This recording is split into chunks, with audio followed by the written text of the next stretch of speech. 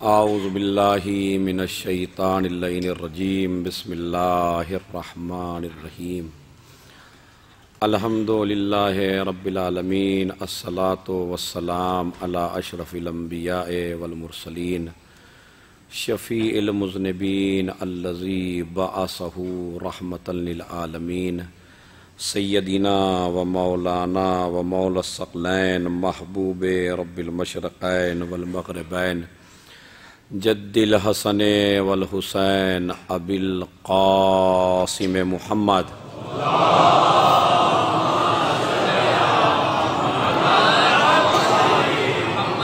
व अला अहले बैतिही अत्तय्यबीन अत्ताहिरीन अल-मासूमीन अल-मज़लूमीन अल्लज़ीना अज़हबल्लाहु अन्हुमुर रिज्स व तह्हरहुम तत्हीरा।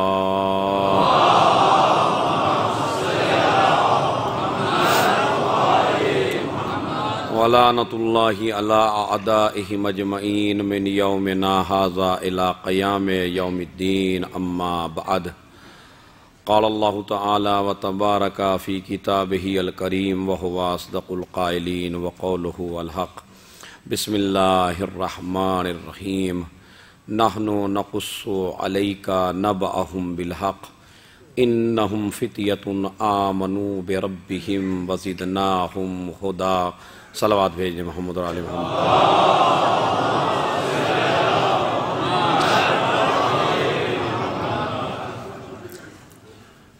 मौज़ूए गुफ्तगू आज हमारा नवी तकरीर में है और टॉपिक मुस्तकिल चल रहा है अस्हाबे कहफ़ और इमाम हुसैन अलैहिस्सलातु वस्सलाम। सूरह कहफ़ की फ़जीलत के एतबार से और ये मौजू इस वजह से रखा गया था चूँकि आज मुझे कुछ नए चेहरे नज़र आ रहे हैं, तो लिहाजा ताकि वो भी टच हो जाएं हमारे साथ, ये ना हो कि बीच में कैसी गुफ्तगू होने लगी है। चूँकि इमाम हुसैन अलैहिस्सलाम ने नोके नेज़ा पर कूफे में जिस सूरे की तिलावत की है उसको सूरह कहफ़ कहते हैं, और ये तिलावत इसलिए की है ताकि पूरी की पूरी दुनिया उनकी तरफ मुतवज्जो हो जाए और कोई उनकी बहन की तरफ न देखे। यानी ये सूरह कहफ़ भी है और हिजाब ज़ैनब भी है। इस सूरे को मौला ने हिजाब बनाया अपनी बहन के लिए, और उसमें मैसेज ये दिया कि भाई उसे कहते हैं जो बहनों के पर्दे का मुहाफिज हो, उसे भाई नहीं कहते जो अपनी बहनों को अलल ऐलान बाज़ारों में लाके खड़ा कर दे, बल्कि भाई अगर कहा जाएगा तो उसे कहा जाएगा जो अपनी बहनों के पर्दे की हिफाजत कर सके। और अगर कोई अपनी बहनों के पर्दे की हिफाजत नहीं कर सकता, वो कुछ भी हो सकता है मगर भाई नहीं हो सकता। ये एक मैसेज है। तो इमाम हुसैन अलैहिस्सलाम ने इस सूरे की तिलावत की और 8 दिन से मुस्तकिल क्यों इस सूरे को मुअय्यन किया। इमाम ने सूरह कुल हुवल्लाह नहीं पढ़ी, सूरह अलहम्द नहीं पढ़ी, दूसरे सूरे नहीं पढ़े, सिर्फ यही सूरा क्यों, तो उसके काफ़ी रीज़न्स मैं बता चुका हूँ। जिसको सुनना है वो इंटरनेट पे सुन सकता है, क्योंकि अगर मैं दोहराने लगूंगा तो फिर आज की मजलिस का भी मौजू वही हो जाएगा। बहस चल रही है सूरह कहफ़ पे। सूरह कहफ़ में 110 आयात हैं और ये सूरा मक्की सूरा है, और इस सूरे में 4 हिस्ट्री हैं। एक हिस्ट्री मैं बयान कर चुका हूँ और दूसरी हिस्ट्री सूरह कहफ़ की वो मंसूब है जनाब मूसा और जनाब खिज़्र से। जनाब मूसा और जनाब खिज़्र, बहरहाल इनके बारे में हो सकता है आपको जनाब मूसा के बारे में इल्म हो, लेकिन जनाब खिज़्र के बारे में हो सकता है किसी को इल्म हो या किसी को इल्म ना हो। जनाब खिज़्र, खिज़्र कहते हैं आप ग्रीन को, हरे को। जनाब खिज़्र को खिज़्र इसलिए कहते हैं कि जिस ज़मीन पर भी बैठ जाते हैं वही सब्ज़ो शादाब हो जाती है। ये खिज़्र के माना है। इसीलिए इस नबी को या अल्लाह के बंदे को, चूँकि खिज़्र के बारे में काफ़ी इख्तलाफात हैं कि ये अल्लाह के नबी हैं या अल्लाह के नबी नहीं है। लेकिन पहले मैं आपको मानी समझाना चाहता हूं, तवज्जो चाहता हूं एक एक आदमी से, क्योंकि आज शब जुमा भी है और शहजादी की तरफ से देखिए मौजू भी ऐसा बन रहा है कि जिसमें आज दुआए कुमैल भी है। और आपके इल्म के लिए मैं ये बताना चाहता हूं कि ये दुआए कुमैल नहीं है। इस दुआ का नाम है दुआए खिज्र। आप देखिए जाके किताबों में, इसको जो हम दुआए कुमैल कहते हैं, ये दुआए कुमैल नहीं है। कुमैल तो बैठे हुए थे मौलाए कायनात के पास, मौला मस्जिद में थे, कुमैल बैठे हुए थे। तो एक मर्तबा मेरे मौला ने कहा, कुमैल क्या तुम्हें ऐसी दुआ बताऊं कि जिस दुआ के जरिए सारी परेशानियां हल हो जाएं, रिज्क की तंगी दूर हो जाए, मुसीबतें दूर हो जाएं। कहा मौला तालीम फरमाइए। कहा लेकिन इसकी ताकीद यह है कि हफ्ते में एक बार जरूर पढ़ना। तवज्जो चाहता हूं, हफ्ते में एक बार जरूर पढ़ना इसको। अगर हफ्ते में एक बार न पढ़ सके तो फिर इसको महीने में एक बार जरूर पढ़ना। महीने में भी ना पढ़ सके साल में एक दफा जरूर पढ़ना। साल में भी ना पढ़ सके तो इस दुआ को पूरी जिंदगी में एक दफा जरूर पढ़ना। अब कितनी फजीलत है इसकी। या हफ्ते में एक मर्तबा, या महीने में एक मर्तबा, या साल में एक मर्तबा, या पूरी जिंदगी में एक दफा जरूर इस दुआ को पढ़ना। इसलिए कि इसमें सारी परेशानियों का हल मौजूद है। अब हमारी समझ में यह नहीं आता कि जिन लोगों की परेशानी के लिए अली ने पहले ही दुआएं बताई हों, वो कौम तावीजों की तरफ क्यों जाती है। मौलवी साहब ये बता दीजिए, फला पंडित साहब ये बता दीजिए। हद यह है कि बाज लोग तो न मिलने पर उन लोगों के पास चले जाते हैं जो काफिर हैं। पंडित काफिर, जिनका कोई दीन नहीं, कोई मजहब नहीं, मजहब इस्लाम से कोई रब्त नहीं है, चूंकि काफिर हैं, उनके पास भी आप चले जाते हैं। बस जैसे ही आप काफिर के पास चले जाते हैं, अल्लाह कहता है तेरे ईमान का अंदाजा हो गया, इसलिए कि तू मोमिन नहीं है। हमने तुझे देख लिया, जब तक तुझे मिलता रहा तू हमारा रहा। जब हमने देना बंद कर दिया तो हमारे दुश्मनों के पास पहुंच गया। और शायद कभी कभी इमाम और अल्लाह इसीलिए आपकी दुआएं कबूल नहीं करते, ताकि इम्तिहान ले लिया जाए कि हमारे दरवाजे पर उस वक्त तक रहता है जब तक मिलता है, या तब भी हमारे दरवाजे पर रहता है जब इसे नहीं मिलता। ये इम्तिहान होता है मोमिन का। तो इमाम ने फरमाया, एक कुमैल जिंदगी में एक दफा जरूर पढ़ना इस दुआ को। अच्छा, जैसे ही सब लोग चले गए, कुमैल आ गए और आके कहा कि मौला वो दुआ तालीम तो फरमाइए कि क्या है। अब इमाम अली ने उस दुआ को तालीम फरमाया, जिसको आज दुआए कुमैल कहा जाता है। दुआ किसकी है? दुआए खिज्र। तालीम किसने दी है? मौलाए कायनात ने। अच्छा, मंसूब किसकी तरफ है? कुमैल की तरफ। तो इसमें कुमैल का क्या है? तवज्जो चाहता हूं, बड़ा अजीबो गरीब जुमला पहले ही कह रहा हूं। इसमें कुमैल का क्या है? दुआ है खिज्र की, तालीम देने वाले हैं मेरे मौला। तो फिर कुमैल का क्या रखा है? कहा नहीं, चूंकि जो दरे आले मोहम्मद पर झुक के आए, हम उसकी तरफ दुआ मंसूब कर देंगे ताकि तुम्हें रुतबा बता दिया जाए। अली जिसको दे देता है वापस नहीं लेता है। सलावात भेज दे मोहम्मद और आले मोहम्मद पर।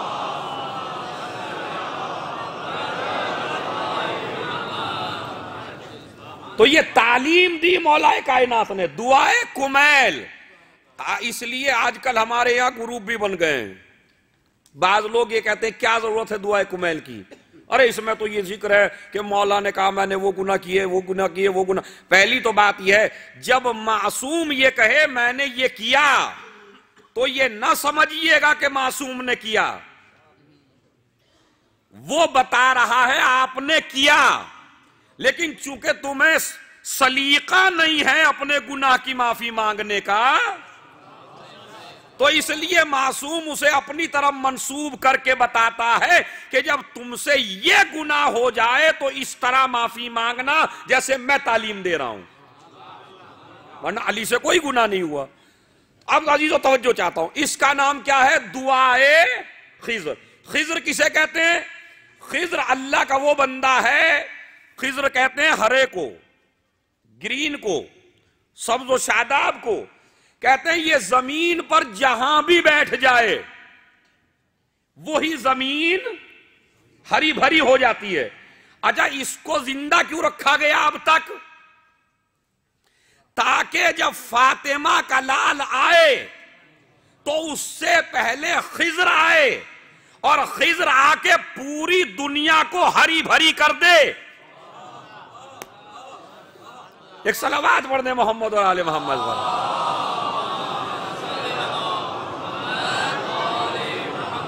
खिज्र क्या करेंगे? आके इमाम जमाना अज्जलल्लाहु फरजहु शरीफ से पहले आएंगे।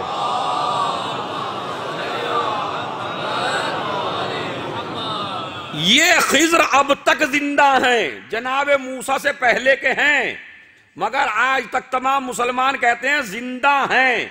अब इन पे कोई एतराज नहीं करता कि भाई इतने सालों से ये कैसे जिंदा हैं।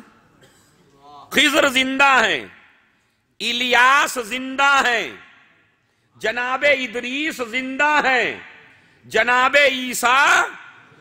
अच्छा, ये चारों वो हैं जो पीछे नमाज पढ़ेंगे। ये चारों वो हैं जो फातिमा के लाल के पीछे नमाज पढ़ेंगे। हमारी समझ में नहीं आता कि इन लोगों की अक्ल में क्यों नहीं आता, जब पीछे पढ़ने वाले को इतनी जिंदगी दी जा सकती है तो जो इनका भी इमाम हो।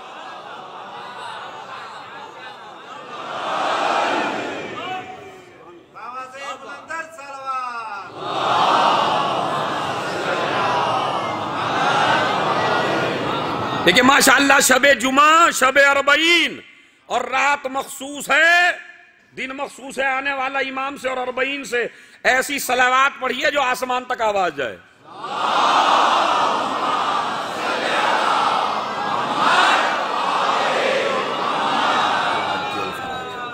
हाँ, क्योंकि इसलिए कि रिवायत है बाकायदा मफातिउल जिनान में, ये छोटी छोटी चीजें जो हैं जो मासूमीन, मेरे ख्याल में शुरू ही में आप लोग थोड़ा आगे को आ जाएं, क्योंकि बीच में मुझे परेशानी हो रही है, लोग आपको क्रॉस करके आ रहे हैं। थोड़ा थोड़ा सलावत पढ़ते हुए आप भी थोड़ा सा आगे को आइए, सलावत पढ़ के आगे आगे तशरीफ लाएं, ताकि जो आए वो पीछे बैठता रहे बस।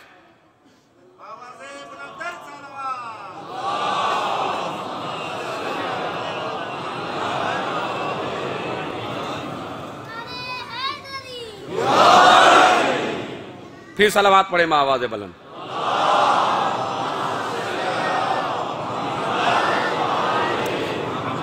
तो जनाब खिज्र जिंदा हैं, जनाब इलियास जिंदा हैं, जनाब इदरीस और जनाब ईसा।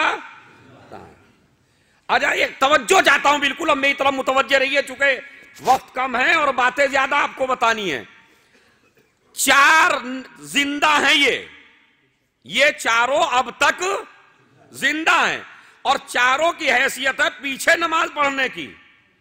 अब अगर अब भी किसी को समझ में ये नहीं आया कि फातिमा बेहतर है या मरियम,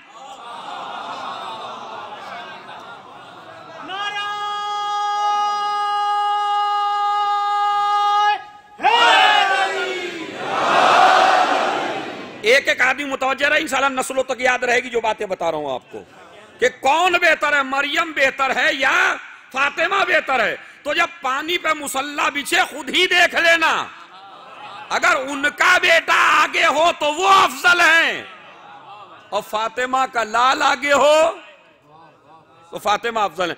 तो ये चार जिंदा हैं। अच्छा, कमाल देखिए, दो आसमान पे जिंदा हैं और इनमें से दो जमीन पे जिंदा हैं।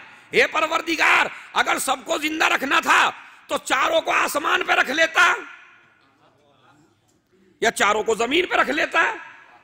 कहा नहीं, दो हैं आसमान के ऊपर, दो हैं जमीन के ऊपर। मैंने कहा परवरदिगार ये दो दो क्यों? कहा ताकि फातिमा के लाल के गवाह दो आसमान पे रहे, दो जमीन पे रहे। सलावत भेजे मोहम्मद वाले में।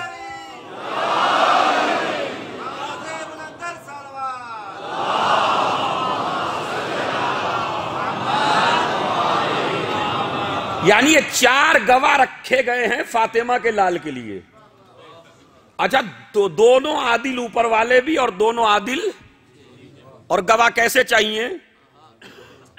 आदिल, यानी शाहिदैन आदिलैन आसमान के ऊपर और शाहिदैन आदिलैन जमीन के ऊपर, ताकि वजूद फातिमा जहरा के बताया जा सके कि एक फातिमा का लाल जिंदा है जिसके हम इंतजार में हैं।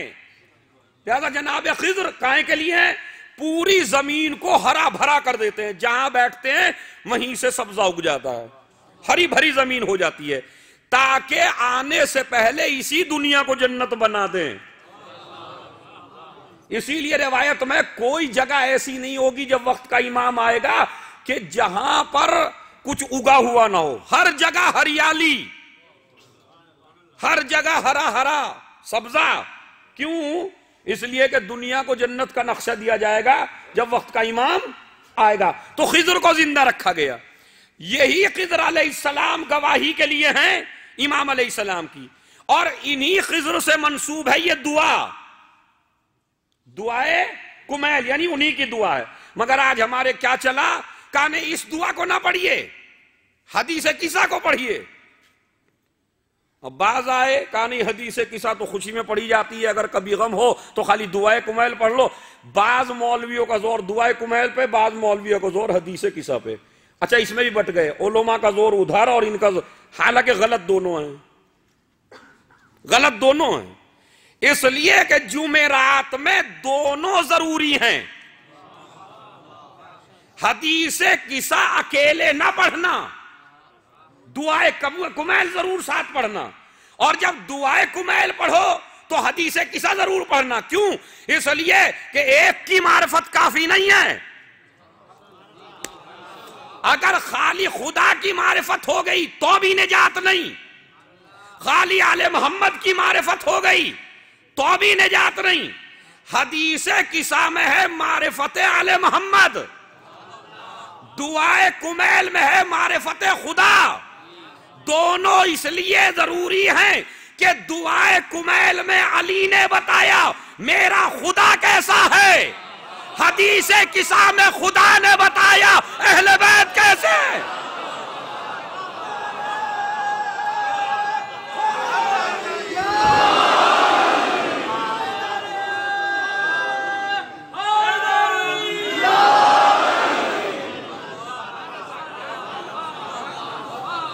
यहीं से एक चीज आप जरूर लेके जाइए, तो यही खिज्र सूरह कहफ, सूरह कहफ में दूसरी हिस्ट्री अब शुरू कर रहा हूं। जनाब मूसा को ये गुमान हुआ जब किसी ने पूछा सबसे बड़ा आलिम कौन है रुए जमीन पर, तो उन्होंने कहा कि मैं। अब देखिए ये तर्क औला है जो जनाब मूसा से हुआ, इसलिए कि आपको अगर मैं वाकया पढ़ूं तो वक्त हो जाएगा। पांचवें इमाम से किसी ने पूछा आप आलिम हैं, तो पांचवें ने फरमाया मैं जाहिल नहीं हूं। ये नहीं कहा कि मैं आलिम हूं, ये कहा कि मैं जाहिल नहीं हूं। इसीलिए इमामत पर तर्क औला का भी दाग नहीं है। मगर नबूवत जनाब मूसा ने कहा चूंकि सारी चीजें तौरात में लिखी हुई थी, तो उन्होंने कहा कि मैं। अब जैसे ही मैं कहा आवाज कुदरत आई कि मूसा ये क्या किया तुमने, हमने तो तुमसे बड़े बड़े पैदा किए। कहा परवरदिगार अच्छा ठीक है, अगर मुझसे बड़ा पैदा किया तो मेरी मुलाकात करा दे। अब ये सूरह कहफ में आप जाके पढ़िए हिस्ट्री, मैं मुख्तसर करता हूं। चूंकि जैसे ही जनाब मूसा ने कहा मुझे बता कहां है वो, कहा फला जगह समंदर पे चले जाओ और मछली साथ लेके जाना भुनी हुई नमक लगा के, और उसकी अलामत ये होगी कि ये मछली खुद ब खुद जब जिंदा हो जाए तो समझ लेना उसी इलाके में वो जवान है। अब जनाब मूसा अपने वसी के साथ जनाब यूशा इब्न नून के साथ चले और चलने के बाद पहुंच गए, पत्थर पे मछली रख दी, मगर थोड़ी देर में क्या देखा कि वो मछली खुद ब खुद जिंदा होकर समंदर में चली गई। जब जनाब मूसा ने कहा जवान से, भाई भूख लग रही है क्या खाएं? कहा वो तो मछली हमने रख दी पत्थर के ऊपर, अब देखा तो वहां कुछ नहीं देखा, वो तो समंदर के अंदर है। जनाब मूसा ने कहा यही वो जगह है कि जहां मेरे परवरदिगार ने मुझे कहा है कि वहां चले जाओ। लिहाजा गए, देखा एक जवान लेटा हुआ है, एक जवान लेटा हुआ है, उसको सलाम किया, गुफ्तगू हुई। कौन? कहा मूसा कलीमुल्लाह। किस लिए आए हो? कहा मुझे परवरदिगार आलम ने भेजा है। अब मैं आयतें नहीं पढ़ रहा हूं चूंकि वक्त ज्यादा हो जाएगा। मुझे परवरदिगार आलम ने भेजा है कि मैं तुमसे तालीम लूं और मुझे आप बताइए। उन्होंने कहा काला इन्नका ला तस्तती मअ सबरा, मैं जानता हूं तुम सब्र नहीं कर सकते, जो मैं बताऊंगा तुम उस पर सब्र नहीं कर सकते। और तुम कैसे सब्र कर सकते हो जब तुम्हें उस चीज का पता नहीं है? व कैफा तस्बिर मालम तुहित बिही खुबरा, और तुम उस चीज पर सब्र नहीं कर सकते कि जिसका तुम्हें पता ना हो। इसका मतलब है कुरान ने एक चीज तो बता दी, बेसब्रा वो होता है जो जाहिल हो। इसका मतलब सब्र नहीं कर पाता आदमी, और जो सब्र कर ले इसका मतलब यह है कि वो सारे हकायक को जानता। कहा तुम सब्र नहीं कर सकते? कहा नहीं, मैं वादा करता हूं सब्र करूंगा। उन्होंने कहा नहीं देख लो। कहा नहीं मैं सब्र करूंगा। वो उसमें पूरा तफसीर है कि हाँ मैं सब्र कर लूंगा। अच्छा चले दोनों समंदर में पहुंचे। अब 3 अशखास हैं, वसी हैं, जनाब मूसा हैं और जनाब खिजर हैं। पहुंचे, जैसे ही दरिया में सफर किया तो कश्ती में सुराख करना शुरू कर दिया जनाब खिजर ने। अब जैसे ही कश्ती में सुराख हुआ जनाब मूसा तो बोल पड़े एकदम। उन्होंने कहा अरे भाई क्या मरवाने का इरादा है? बिल्कुल ही मतलब फिर सीखेंगे क्या जब जिंदा ही नहीं रहेंगे? जब आप सुराख कर रहे हैं कश्ती में, ये कश्ती गर्क हो जाएगी, ये जितने इसमें बैठे हैं वो सारे गर्क हो जाएंगे, आप ये कर क्या रहे हैं? जनाब खिजर ने कहा क्या मैंने नहीं कहा था कि आप सब्र नहीं कर सकते? कहा हाँ सरकार कहा तो था आपने। ठीक है अब हो गया तो हो गया, आगे नहीं होगा। फिर चले। जैसे ही आगे पहुंचे एक बच्चा खेल रहा है, 15 साल से कम का है, 13 या उसका मतलब बालिग नहीं है, गुलाम का लफ्ज है कुरान में। एक बच्चा देखा, छुरी ली, जनाब खिजर ने उसको कत्ल कर दिया। अब तो यहां कहते हैं यहां तक नौबत आ गई कि गरेबान तक हाथ ले गए। ये क्या किया तुमने? एक बच्चा। अच्छा वाकई हम भी यही करते भाई, एक बच्चे को आपने कत्ल कर दिया, मगर कुरान का किस्सा है। उन्होंने कहा क्या मैंने नहीं कहा था आप नहीं बोलेंगे और सब्र नहीं करेंगे? जाओ, मेरा रास्ता अलग है, तुम्हारा रास्ता अलग है। उन्होंने कहा अच्छा ठीक है, अब हो गया तो हो गया, आगे नहीं होगा। फिर चले 3री मंजिल पे। एक बस्ती में पहुंचे जो कंजूसों की बस्ती थी। उनसे कहा भाई हम भूखे प्यासे, हमें खाना खिला दो। उन्होंने कहा हम तुम्हें जरा सा भी कुछ देने वाले नहीं है, हम तुम्हें खाना नहीं खिलाएंगे। जैसे ये पहुंचे, अच्छा देखिए अब कुरान इनकी सिफत क्या बयान करता है। फवजदा अबदम मिन इबादिना व आतैना हो रहमतन मिन इंदिना व अल्लमना हो मिन लदुन्ना इल्मा। ये मूसा वो जवान ऐसा है कि उसकी पहली सिफत यह है कि वो हमारे अब्दों में से एक अब्द है, हमारे बंदों में से एक बंदा, उसे हमने रहमत से नवाजा है। वह अल्लमना हो मिन लदुन्ना इल्मा, और हमने उसे अपने पास से इल्म दिया है। यानी उसके पास इल्म लदुन्नी है। इल्म लदुन्नी का मतलब यह है कि वो दुनिया का पढ़ाया हुआ नहीं है, वो हमारा पढ़ाया हुआ है, उसको हमने इल्म दिया। अब जो लोगों ने न खिलाया उन्हें, अब जब शहर से निकले तो क्या देखा, एक दीवार झुकी खड़ी है। जनाब मूसा ने कहा रुको, खिजर ने रुको, इस दीवार को बनाएंगे। भाई अजीब हालात हैं आपके, जो कौम आपको एक वक्त का खाना खिलाने के लिए तैयार नहीं है, उन्होंने कह दिया हम नहीं देंगे, और तुम मुझे मजदूर बना रहे हो यहां कि आओ दीवार इनकी सीधी करेंगे। इससे तो अच्छा किराया ही ले लेते, कुछ उजरत ले लेते, ताकि खाना तो उससे खा लेते। अब पैमाने सब्र लबरेज हो गया, और जनाब खिजर ने कहा तुम मेरे साथ चलने वाले। देखिए मैंने बड़ा तफसीली वाकया है, मुख्तसर कर दिया बिल्कुल, चूंकि मुझे आना है शहजादी तक। क्या तुम मेरे साथ नहीं चल सकते, इसलिए कि तुम हर बात पे एतराज करते हो। और सुनो, जहां जहां तुमने एतराज किया, अब मैं उनकी वजूहात बताता हूं। कहा वजह क्या है? कहा पहली, मैंने कश्ती में सुराख इसलिए किया कि बादशाह आता था, कश्तियां गस्ब करके ले जाता था, गरीब बेचारे रोया करते थे। मैंने सुराख करके उसे ऐबदार कर दिया, मगर उसमें एक ऐसी चीज भी है कि सुराख जरूर हो गया मगर ये गर्क नहीं होगी।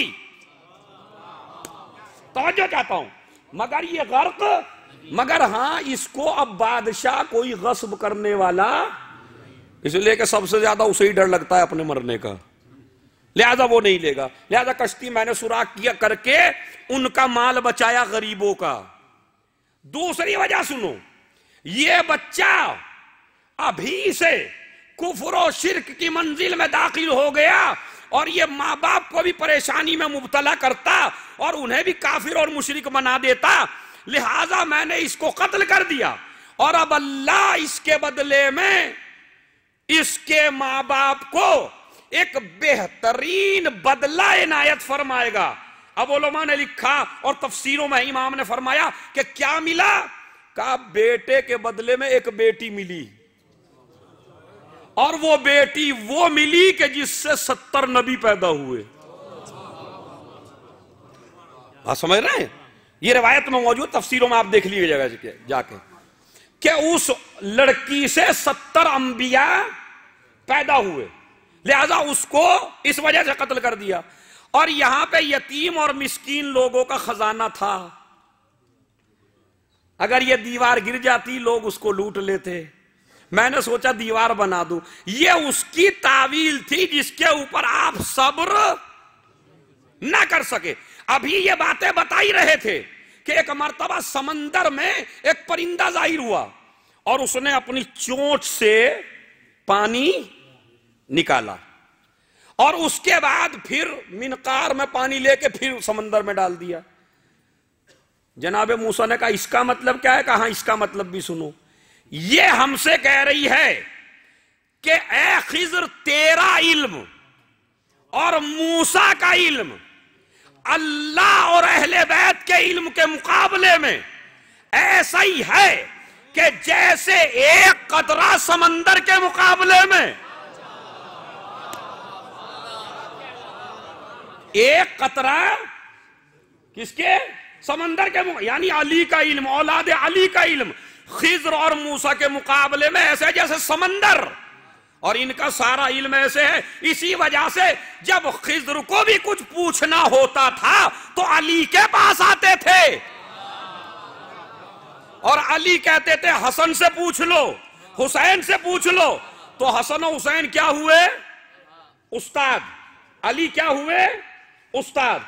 लिहाजा ये परिंदा ये बता रहा है कि कहीं ऐसा ना हो मुझे भी गुरूर हो जाए तुम्हारी तरह। नहीं, मेरा इल्म भी कुछ नहीं है, कुछ बंदे ऐसे हैं कि जिनके इल्म का मुकाबला मेरा इल्म भी नहीं कर सकता। यहां तक मैं ले आया आपको। अब सुनिए, यहां से एक एक आदमी से तवज्जो चाहता हूं। मूसा उलुल अज़्म नबी है, सब्र क्यों नहीं कर सके? इसलिए कि उन चीजों का इल्म नहीं था जिनका खिज़र को था। इसका मतलब है नबी भी बड़े आलिम के साथ चंद कदम नहीं चल सकता। क्यों? इसलिए कि छोटा आलिम बड़े आलिम के साथ चलने वाला नहीं है, हर बात पे एतराज करेगा। भाई यहां से अजीजों में तवज्जो चाहता हूं, बड़ी मेहनत करके लाया हूं आपको। हसन कौन है? उस्ताद। हुसैन कौन है? उस्ताद। अली कौन है? खिजर के उस्ताद। मूसा क्यों ना चल सके साथ में? इसलिए कि खिजर का इल्म ज्यादा था और मूसा का इस मसले में, खुसूसन इन बातों में खिजर का इल्म ज्यादा, मूसा का इल्म कम। तो इस कुरान से उसूल तय हुआ, जिसका इल्म कम हो वो उसके साथ ज्यादा देर नहीं चल सकता कि जिसका इल्म ज्यादा हो। मगर करोड़ों सलाम हो अजमत ज़ैनब पर, मूसा खिजर के साथ न चल सके, लेकिन ज़ैनब अली के साथ भी है, हसन के साथ भी है, हुसैन के साथ भी है।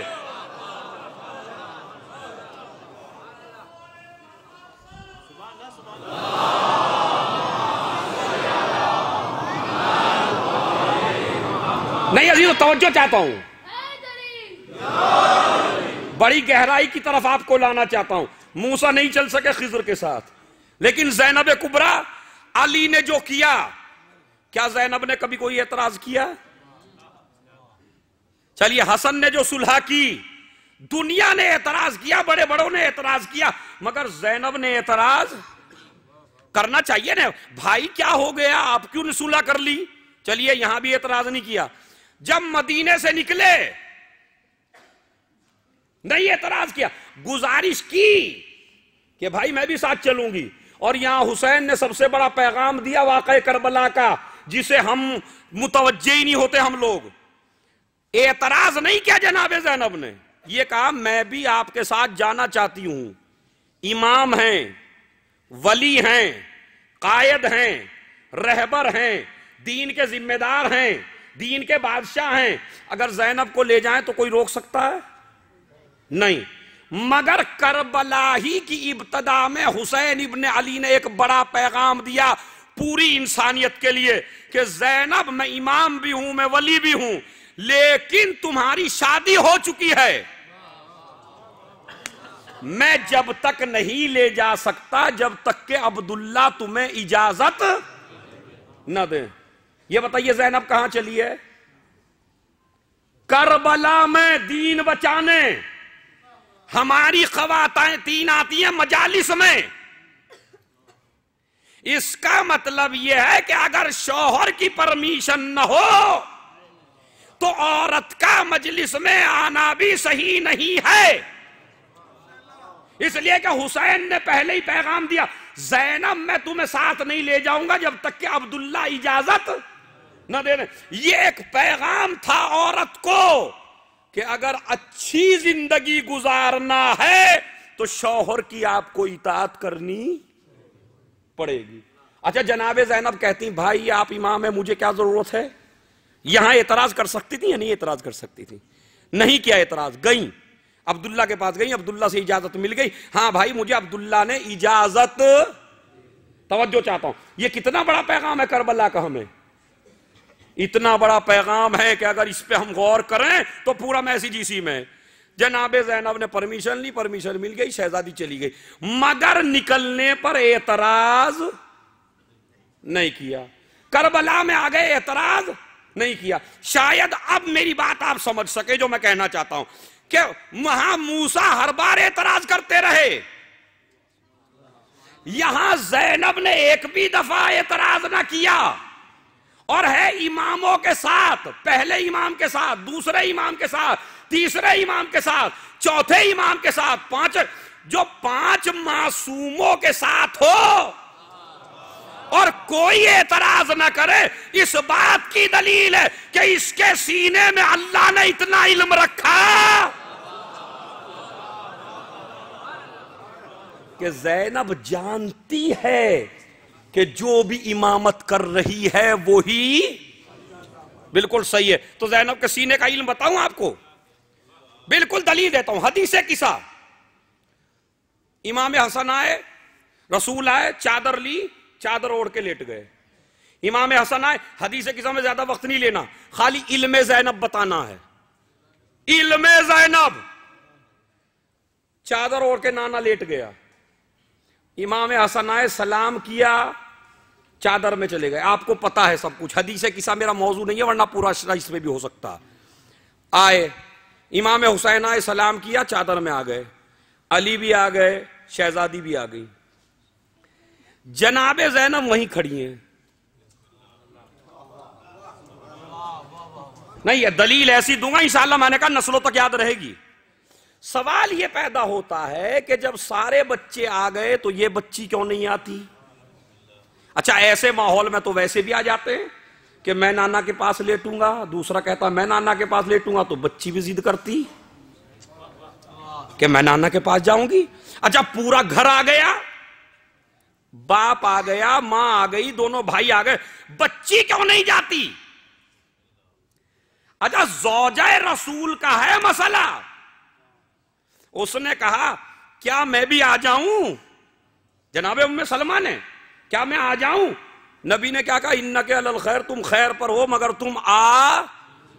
तो मैं सवाल कर रहा हूं आपसे, जब इतनी बड़ी ज़ईफा मोमिना सवाल कर रही है, ये बच्ची ना पास जाती है ना कोई सवाल करती है,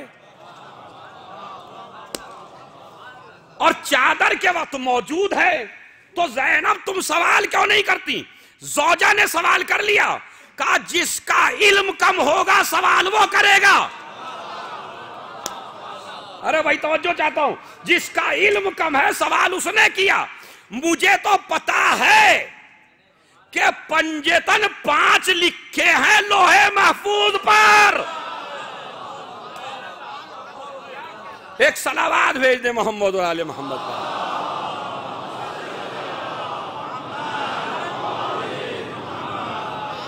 एक और सलावात पढ़े आवाज़ बुलंद।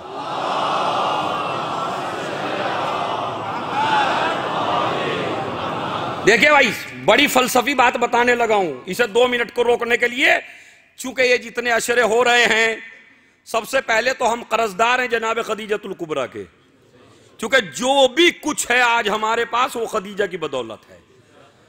माल दौलत खदीजा की बदौलत, दीन खदीजा की बदौलत, और इस्लाम ज़ैनब की बदौलत। इसीलिए ये जितने अशरे होते हैं, जितने मजालिस होते हैं, आपके ताउन से होते हैं, आपकी मदद से होते हैं। और जब आप देते हैं तभी बड़े बड़े जाकिरीन आते हैं, मजालिस पढ़ते हैं, आपको इल्म देते हैं, और न जाने किस किस चीज़ में बहरहाल खर्च होता है इमाम हुसैनी के नाम पर। और पूरी दुनिया देखिए अरबईन जा रही है आपको, ताकि वही सवाब हो जो अरबईन में हुसैन इब्ने अली के रोज़े पर पहुंचने वालों को है, और उनके मानने वालों को, उनके चाहने वालों को। लिहाजा जल्दी जल्दी जितना भी हो सके अपनी ताकत से ज्यादा, यानी बाज लोग खुलूस दिखाते हैं कम देने में कि जी खुलूस का तो 1 दिरहम भी काफी है। तो सवाल ही है, जो खुलूस से आप 1 दिरहम दे रहे हैं वो 100 दिरहम भी दे सकते हैं खुलूस से। जल्दी जल्दी आप जो हैं वो, चूंकि ये पैसा दुनिया का हर पैसा हो सकता है, आपके काम आए ना आए, मगर ये सेव हो रहा है महशर के लिए और शहजादी की मदद के लिए।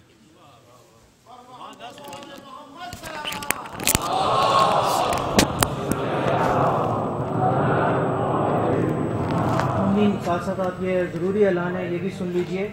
इंशाअल्लाह कल बरोज़ जुमा अरबईन के प्रोग्राम का आगाज़ होगा, ठीक सुबह 8:45 पे।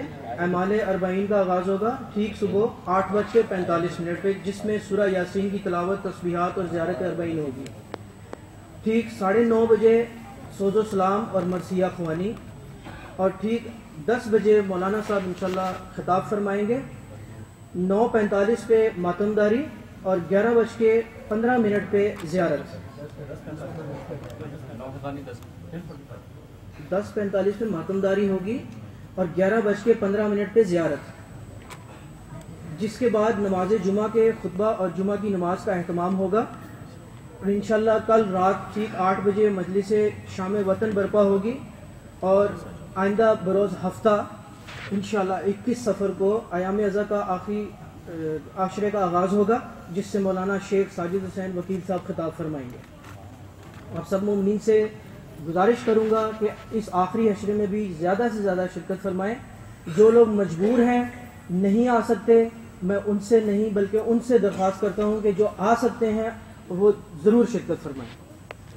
सूरह फातिहा की इल्तमास है उन मरहूमीन के लिए जिनकी आज और कल की मजलिस के न्याज का एहतमाम है, और उन मरहूमीन के लिए भी जो पहली मुहर्रम से लेके आखिरी अशरे तक जो है, जो भी मोमिनीन जो है इसमें मजालिस में दामन दिरहम में सुखन जो भी जो है ना शामिल कर रहे हैं, उनके मरहूमीन और स्पेशल साजन फैमिली का मरहूमीन, बावा फैमिली का मरहूमीन, शरीफ फैमिली का मरहूमीन, मरहूम नजमुद्दीन अनायत अली, मरहूम फ़खरुद्दीन यूसुफ अली, तमाम शोहदा इस्लाम, मरहूम उलमाए किराम और जिनका कोई फातिहा पढ़ने वाला नहीं, अपने मरहूमीन को भी शामिल करते हुए सूरह फातिहा।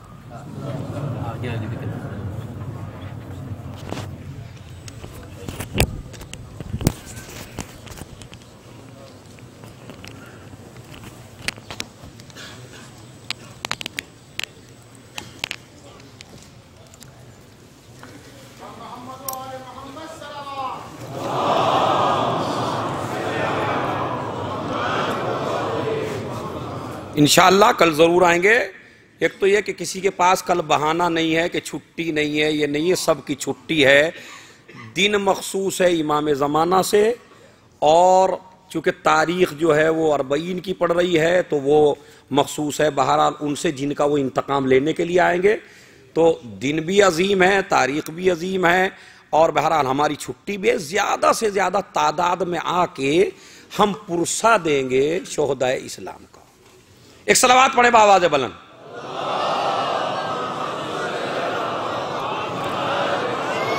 नहीं, इससे बड़ी सलावात पढ़ेंगे तो मैं हदीस किस्सा का जुज बताऊंगा फिर।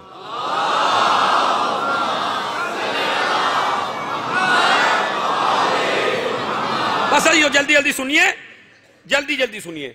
ये बताइए मुझे, आप जब इमाम हसन चादर में चले गए, इमाम हुसैन चले गए, बच्ची जिद क्यों नहीं करती चादर में जाने की? एक सवाल है या नहीं है? हमारे जहनों को झिझोड़ता है। अच्छा चलिए, जो बूढ़े बूढ़े हैं वो आके कह रहे हम भी आ जाएं, हम भी आ जाएं, हम भी आ जाएं।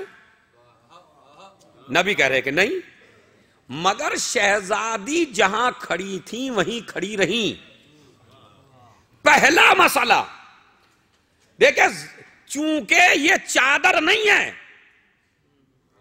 तवज्जो चाहता हूं, बड़ा अजीबो गरीब जुमला कहने जा रहा हूं, एक एक आदमी मेरी तरफ मुतवज्जे रहे और इंशाअल्लाह नस्लों तक ये बात याद रहेगी कि ज़ैनब कुबरा का इल्म कितना था।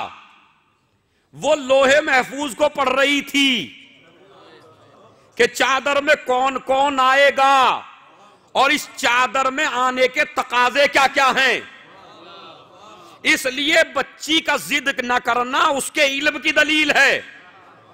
अच्छा, अहले बैत चले गए सारे चादर में, इधर सामने खड़ी है ज़ैनब, ताकि दुनिया को बता दिया जाए कि जब आले मोहम्मद गैब के पर्दे में चले जाएं तो दीन को बेवारिस न समझना, ज़ैनब वारिस है।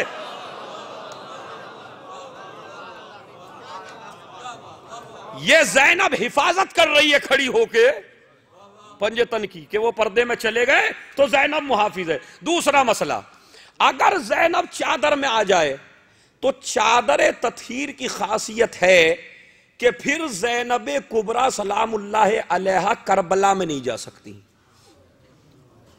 बात समझ रहे हैं? देखिए कितना इल्म है जनाब ज़ैनब को, मालूम है। इसलिए कि अगर उस बड़ी शहजादी के सर से, जो इस्मत कुबरा की मालिक है, अगर उसके सर से जरा सी चादर सरक जाए तो उसी वक्त कयामत आ जाए। इसलिए जनाब ज़ैनब को पता था कि मुझे करबला साथ जाना है, दीन बचाना है। और सुनिए, अपनी चादर राहे खुदा में कुर्बान करके कायनात की हर औरत को बापर्दा बनाना है। इसलिए जनाब ज़ैनब नहीं गई। दो वजूहात। तीसरा रीजन देखिए, अगर शहजादी इस चादर के अंदर आ जाएं तो शहजादी की शादी नामुमकिन है।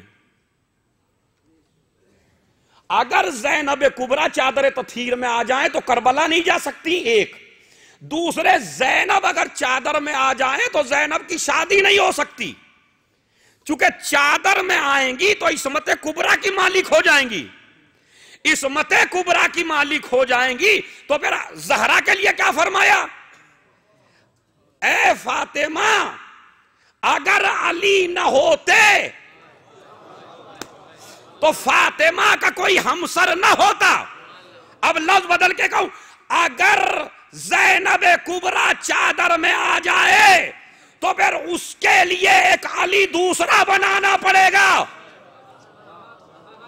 और अल्लाह ने सिर्फ अली एक बनाया है, दो अली नहीं है। तो अब इस्मत कुबरा की मालिक हो जाएंगी तो फिर अब्दुल्ला से शादी नहीं हो सकती, जिस तरह जनाबे ज़हरा की शादी किसी से भी नहीं हो सकती थी अगर अली ना होते। तो ज़ैनब कुबरा भी अगर इस्मत कुबरा की मालिक हो जाती चादर में आने, तथहीर में आने की वजह से, तो फिर इनकी शादी भी शादी ना होती, तो ओनो मोहम्मद ना होते, ओनो मोहम्मद ना होते तो करबला के शोहदा में कमी होती। आप देख रहे हैं, ये सारे मसाले ज़ैनब को मालूम है, इसीलिए ज़ैनब कुबरा चादर में नहीं जा रही है, अच्छा जिद भी नहीं कर रही है। अच्छा फिर जरूरत क्या है परवरदिगार आलम को कि ज़ैनब को इस्मत सुकरा दे? तवज्जो चाहता हूं अजीजों, बड़ा साइंसी और फलसफी जवाबात हैं। देखिए, जब हम अली की इस्मत पेश करते हैं तो लोग कहते हैं अली का क्या रखा है, अल्लाह ने मासूम बनाया है। जनाबे ज़हरा की इस्मत पेश करते हैं तो क्या कहते हैं, भाई उनका कोई कमाल थोड़ा ही है, उन्हें अल्लाह ने मासूम बनाया, अगर हमें भी अल्लाह मासूम बनाता तो हम भी गुनाह ना करते। भाई इसलिए जरूरत पड़ी ज़ैनब और अब्बास की, नहीं शायद मैं अगर समझा ले गया, इसलिए जरूरत पड़ी ज़ैनब और अब्बास की।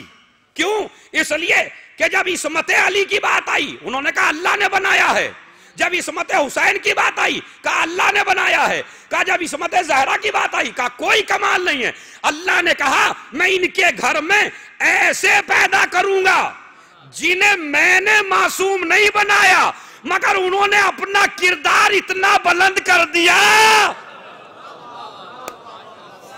अब अगर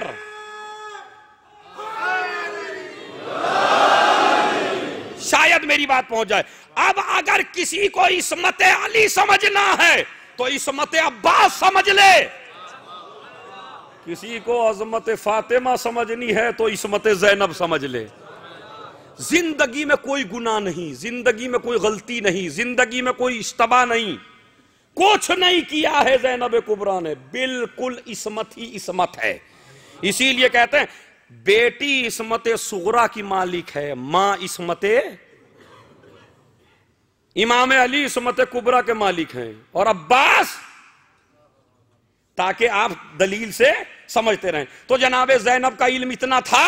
अब आ जाइए उसके बाद शहजादी आ गई करबला में, और करबला में शहजादी का सुनिए आप कितना बड़ा एहसान है। शेख सदूक अलैहिर्रहमा जिनकी विलादत हुई है इमाम ज़माना की विलादत से, दुआ से, वो कहते हैं फ़कान अन्नासो यरजिऊना इलैहा फिल हलाल वल हराम हत्ता बरअ ज़ैनुल आबिदीन मिन मरज़े।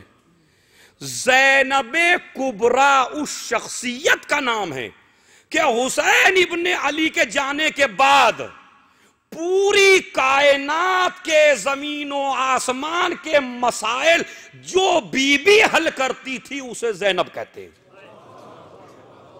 बार मैंने आपको खिदमत में पढ़ दिया, इसकी गहराई सोचिए क्या है।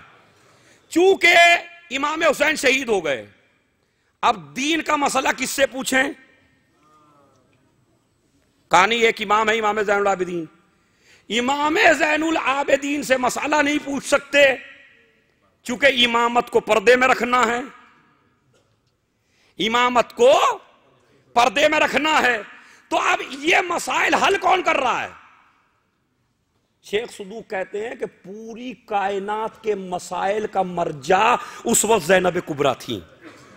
अच्छा, दुनिया को क्या क्या हाजतें पेश आ सकती हैं, सबका जवाब है ज़ैनब के पास। इसका मतलब यह है कि अगर ज़ैनब का इल्म महदूद होता तो इमामत वारिस बना के न जाती। अब और मसला हल हो गया, दलील भी देती जा रही हैं। दलील क्या है? मसलन किस बच्चे को नहीं पता कि अगर घर में आग लग रही हो तो क्या करना चाहिए, है? पता है सबको। फिर ज़ैनब ने मसला क्यों पूछा शाम गरीबा में? ये बताओ कि हम जल के मर जाएं, मसला पता है लेकिन काश इस जुमले को आप समझ सकें। शहजादी मसाला क्यों पूछ रही हो? कहा पूरी दुनिया को बता रही हूं कि दीन के मसाइल अपनी मर्जी से हल ना करना। जब बड़ा आलिम मौजूद हो तो उससे जाके पूछना। मैं कायनात को बता। अच्छा, ये इमामत का पहला मसला है जो जनाब ज़ैनब ने पूछा है। शहजादी ने जो मसला पूछा वो इमामत का पहला मसला है जाहिरन। अब करबला के बाद शहजादी पूछ रही। शहजादी मसला क्यों पूछा जवाब आपको पता है? कहा मसले के जवाब के बाद बताऊंगी क्यों पूछा है। सुनिए, शोले हैं, आग है, धुआं है, सीने पे 72 दाग हैं, लेकिन इमाम ज़ैनुल आबिदीन ने बिल्कुल सही मसले का जवाब दिया। ज़ैनब मसला नहीं पूछ रही है, इमामत के जहन की कुव्वत कायनात को बता रही है। अरे जिनकी औलाद इतने मसाइब में न बहके, उनका नाना थोड़े से बुखार में नहीं बहक सकता। और फिर मैं कायनात को बता रही हूं। क्या बता रही हो? उसके बाद सुनिए, बस आखिरी जुमला। उसके बाद अली की बेटी इमाम सज्जाद को लेके चली। कहां पे? अब इसमें रोना नहीं है, चूंकि ऐसी फजीलत बता रहा हूं जो नस्लों तक याद रहे। शहजादी की है, मेरी नहीं है। क्या? इमामत को दोष पे बिठाया, मसला भी पूछा, इमामत को दोष पे सवार भी कराया। मैंने कहा शहजादी ये दोनों चीजें आपने क्या की? ये दोष पे इमामत को क्यों उठाया? कहा क्या तुम नहीं जानते जब किसी की इमामत का ऐलान करना हो तो जबान से मनकुन तो कहा भी जाता है, हाथों पर उठाया भी जाता है। नहीं अजीजों, तवज्जो चाहता हूं। मैंने सज्जाद को, यजीदियत खुश हो रही है, हमने कत्ल कर दिया, हुसैनियत मिट गई, हुसैन का दीन मिट गया, कोई दीन बताने वाला नहीं रहा। मैंने मसाला पूछ के पूरी यजीदियत को चैलेंज कर दिया। यजीद तू हार गया, मेरा भाई जीत गया। मैं मसाला पूछ के बता रही हूं, इमामत आज भी जिंदा है। और अब भतीजे को पुश्त पे लाके जमीन पे बिठाया और क्या कहा? यह है इमाम, ये इमामत का ऐलान कर रही है। अब मैं एक जुमला कहूं, या रसूल अल्लाह, गदीर के मैदान में, हाजियों के मजमे में, नमाजियों के मजमे में अली की इमामत का तारुफ कराना आपका कारनामा है। शराबियों और यजीदियों के दरमियान सज्जाद को पुश्त पे उठा के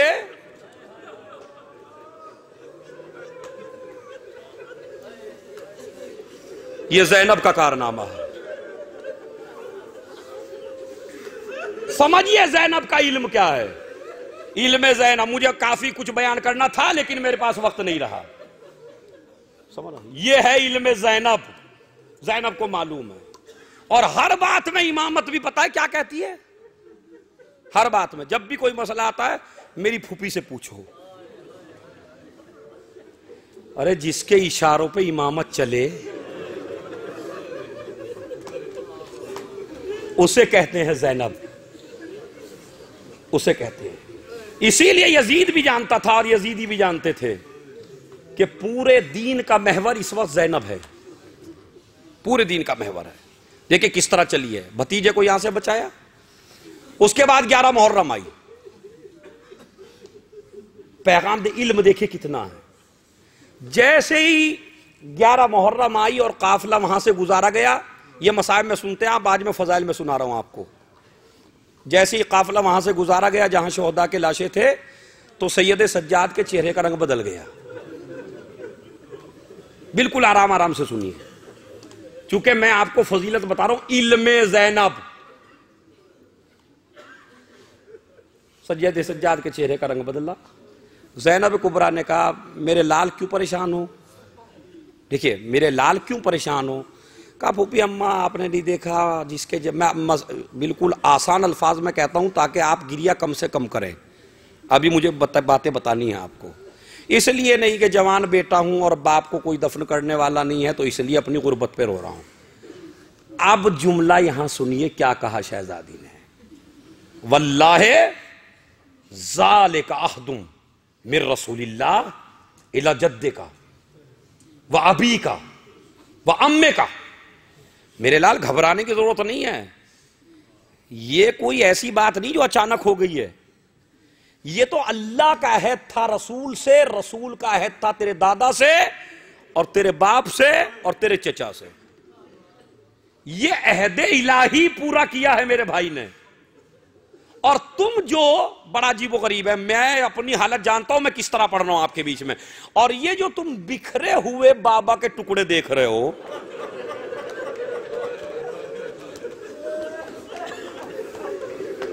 ये जो तमाम शोहदा के टुकड़े बिखरे पड़े हैं, इनको दफन किया जाएगा।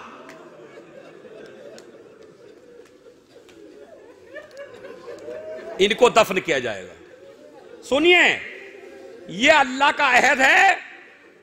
फिर कहती हैं तेरे बाप की कब्र अलमन लिल इस्लाम, इल्मे ज़ैनब, तेरे बाप की कब्र पूरी कायनात के लिए हिदायत की निशानी होगी। आज अगर टीवी पर पूछा भी जाता है सबसे ज्यादा मजमा कहां जमा होता है, तो दुनिया का हर आदमी कहता है बस 40। होता या नहीं होता? ये क्यों होता है? इसलिए कि ज़ैनब ने कहा था कायनात का हुजूम होगा, पूरी दुनिया होगी तेरे बाप के रो। अल्लामन लिल इस्लाम। अब सुनिए, बिल्कुल आराम आराम से सुनिए। अलामत होगी इस्लाम की तेरे बाबा की कब्र, घबराओ नहीं मेरे लाल। फिर कहती है ला युदरसो असरो, इसका जर्रा बराबर तेरे बाप की कब्र का निशान मिटने वाला नहीं है। ये कौन कह रही है भाई? है बता, असीर है, बेबस है, मजबूर है। क्या कहती है? तेरे बाप की कब्र जमाने तक, गुजरने तक। देखिए क्या क्या इल्म की बातें बता रही है मेरी बीबी 11 मुहर्रम को, जिसे जाकिरीन मुतवज्जे नहीं होते। मसाइब नहीं है ये। तेरे बाप की कब्र जमाने के गुजरने के साथ साथ कोई तेरे बाप की कब्र के असर को मिटाने वाला नहीं है। वला युमहर रस्मो, उस कब्र मिटने वाली किसी से भी मिटने वाली नहीं है। और फिर बड़ा वला यजतहिदन्ना फराइनतु हादिहिल उम्मा व अइम्मतुल कुफ्र। लेकिन हां बेटा सुनो, पूरी कायनात के सबसे बड़े काफिर और इस उम्मत के सबसे बड़े फिरौन बहुत कोशिश करेंगे कि किसी तरह हुसैन की कब्र मिट जाए। लेकिन मेरे लाल सुनो सुनो, तेरे बाप की कब्र का निशान मिटने वाला नहीं है। बस एक जुमला कहूं मैं, एक जुमला कहूं। ये दो बाप बेटे ऐसे हैं कि पूरी दुनिया ने पूरी कोशिश कर ली, मगर ये दो चीजें अब तक न मिट सकी।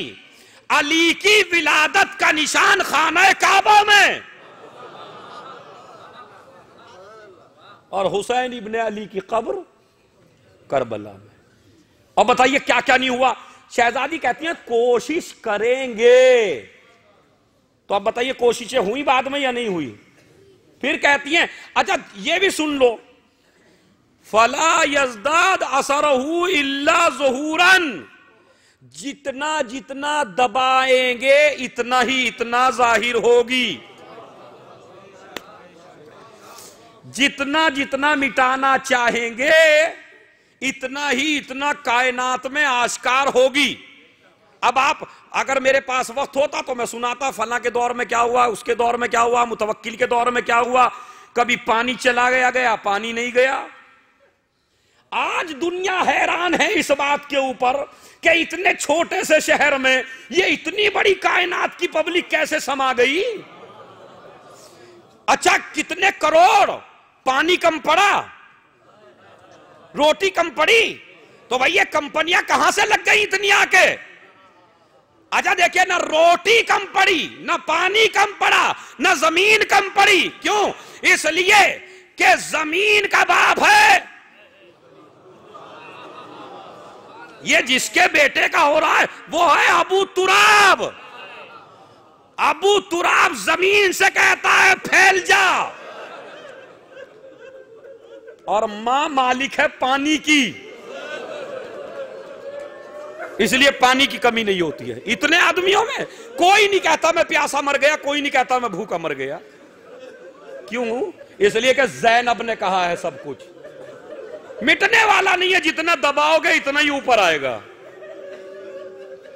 अब जो ऐसी ऐसी पेशीन गोई कर रही हो, मुझे बताइए यजीदियत उसे सताएगी या नहीं सताएगी? इसीलिए अल्लामा कज़वीनी का मैंने जुमला नकल किया था, लेकिन अब फिर माशाअल्लाह बड़ा मजमा नकल करता हूं।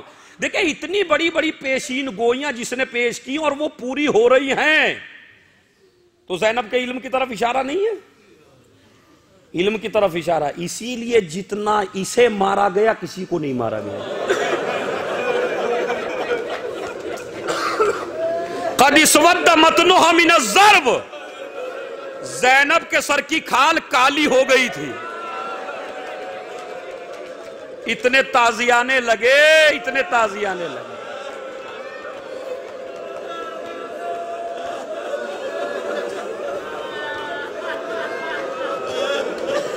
देखिए ना आपको कोई ताजियाने मारने वाला है और ना आपको कोई रोने से रोकने वाला है। अब कैसे पुरसा देना है मुझे मालूम नहीं है, लेकिन मुझे जब आप रो रहे हैं, जब आप रो रहे हैं तो मुझे 4 बरस की बच्ची याद आ रही है। जब वो रोती थी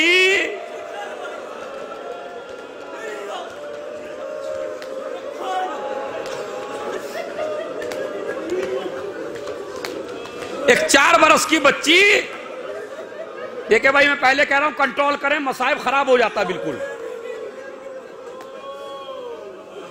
4 बरस की बच्ची जब वो रोती थी तो उसको तमाचे लगते थे। आपको कोई रोकने वाला नहीं है। बहुत मुसीबत है, बहुत परेशानी है। जब किसी ने इमाम से पूछा सबसे ज्यादा परेशानियां कहां हुई, अशाम अशाम अशाम, दरबारे शाम, बाजारे शाम, जिंदाने शाम, ये क्या मुसीबत गुजर गई इनके ऊपर। बस मैं बाजार की मुसीबत बयान करता हूं खाली। जब अहले बैत का काफिला दमिश्क में दाखिल हुआ तो रसूल का और अली का सहाबी है सहले साइदी, वो कहता है जब मैं दाखिल हुआ शाम के अंदर तो मैंने देखा लोगों ने नए नए लिबास पहन रखे हैं, सरों पे मेहंदियां लगा रखी हैं और एक दूसरे को मुबारकबाद दे रहे हैं, और नाचने वाली औरतें बुलाई गई हैं। कहते हैं मैं देख के तड़प गया और मैंने कहा कि भाई ये कौन सी ईद है जो रसूल ने ना मक्के वालों को बताई ना मदीने वालों को। ये ईद हमें रसूल ने नहीं बताई, आज शाम में इतनी खुशी क्यों है। तो एक मर्तबा एक शख्स ने कहा सहल ईद नहीं है कयामत है। क्यों? इसलिए कि नबी की नवासियां बेपर्दा लाई जा रही।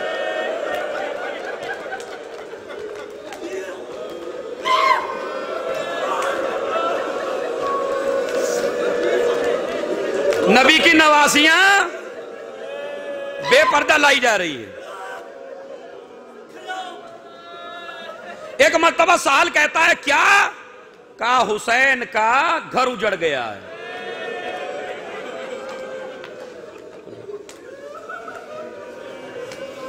हुसैन का घर उजड़ गया है। सहल कहता है देखिए अरबईन है, अब मैं क्या करूं, मेरी मजबूरी है, वरना मैं ऐसे ही उतर सकता हूं बगैर पढ़े, लेकिन इतना बड़ा मजमा आया इसीलिए तो न जाने कौन मर जाए न जाने कौन जिंदा रहे। सहल कहता है कि मैं करीब गया और मैंने कहा किससे पूछूं, तो एक मर्तबा इशारा किया उसकी तरफ कि जो गर्दन झुकाए खड़ा है, हाथों में हथकड़ियां, पांव में बेड़ियां, गले में खारदार तोख। मैंने कहा अस्सलाम वालेकुम। इमाम ने कहा भाई तू कौन है जो हमें सलाम कर रहा? हमें शाम में अभी तक किसी ने सलाम नहीं किया। कहा मौला आपके बाबा का सहाबी सहले साइदी आपके नाना का सहाबी हूं। एक मर्तबा का अच्छा सहल तुम हो। एक मर्तबा हाथों को जोड़ के कहता है मौला मौला सुनिए क्या कोई हाजत है? अरे मैंने पढ़ दिया आपने सुन लिया कयामत है। क्या कोई हाजत है आपको? मेरे इमाम ने गर्दन झुका के कहा दो हाजतें हैं। दो हाजतें हैं। पहली हाजत यह है कि ये जो नोके नेजा पे मेरे बाबा का सर लिए हुए है इसको कुछ पैसा दे दे ताकि ये थोड़ी सी दूरी पे चला जाए। कहा क्यों? कहा इसलिए कि मेरी फूफी की गर्दन नहीं उठती। अरे इतना मजमा।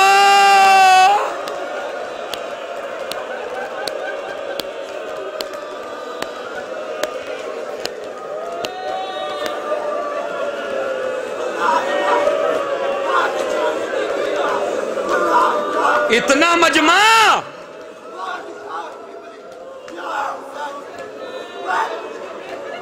इतना मजमा कि मेरी फूफी की गर्दन नहीं उठती है। बाजीजो रिवायत कहती है कि एक मर्तबा साल कहता है कि मौला दूसरी हाजत क्या है? सुनिए दूसरी हाजत। मौला दूसरी हाजत क्या है? कहा दूसरी हाजत यह है हल इंदा का सौबुन अतीक। क्या तेरे पास कोई फटा पुराना लिबास है?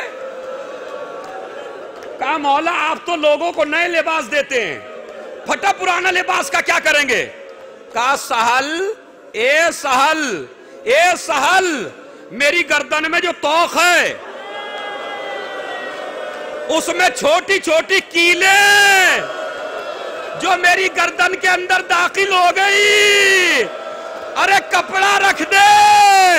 साल कहता मैंने तोख हटाया कपड़े को रखा।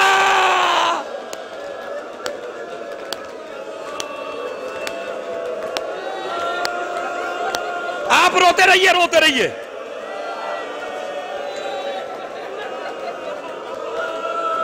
कपड़ा हटाया तो मैंने क्या देखा? नन्ही नन्ही कीले शहजाद मौला के गले में हैं। अब रिवायत सुनिए फिर देखे सख्त है। रिवायत कहती है उसके बाद जब चले गया सहल अली की बेटी ने शिम्र को बुलाया। अली की बेटी ने शिम्र को बुलाया। ए शिम्र आज तक अली की बेटी ने किसी से कुछ नहीं मांगा। कहा मगर एक हाजत है। कहा क्या? कहा या तो ऐसे रास्ते से ले चल जहां देखने वाले कम हो या हमें चादर दे दे।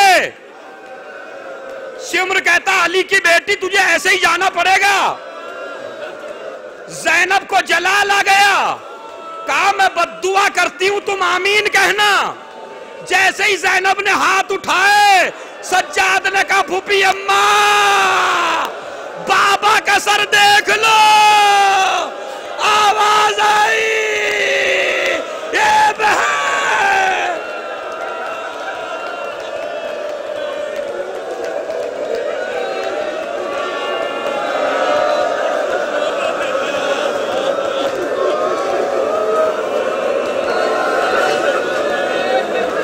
ए बहन सुने बस 2 मिनट का मसाइब है।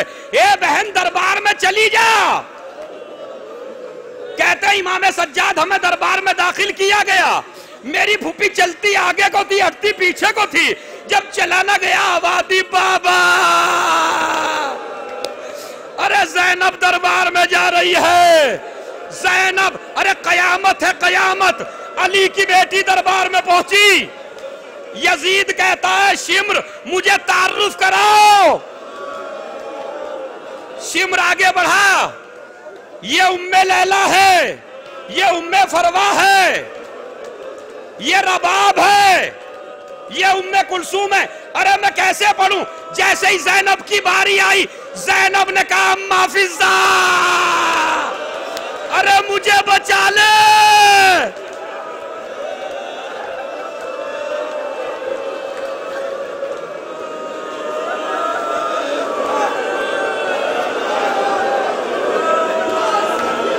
अम्मा फिजा मुझे बचा ले।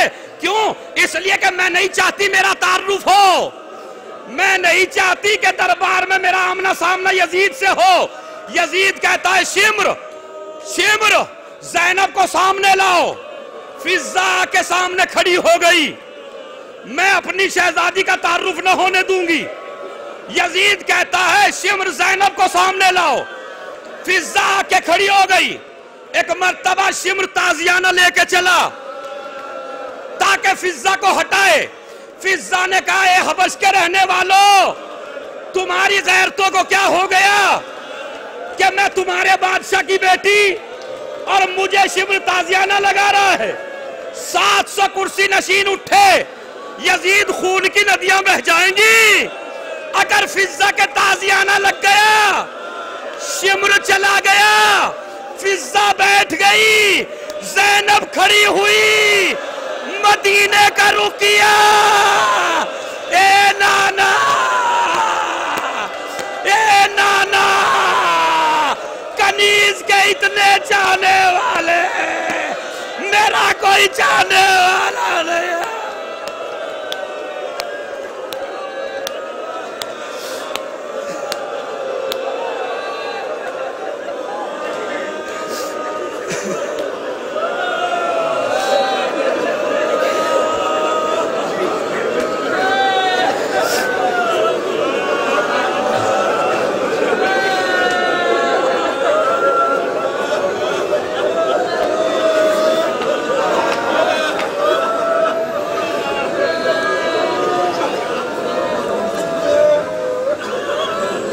मातम हुसैन।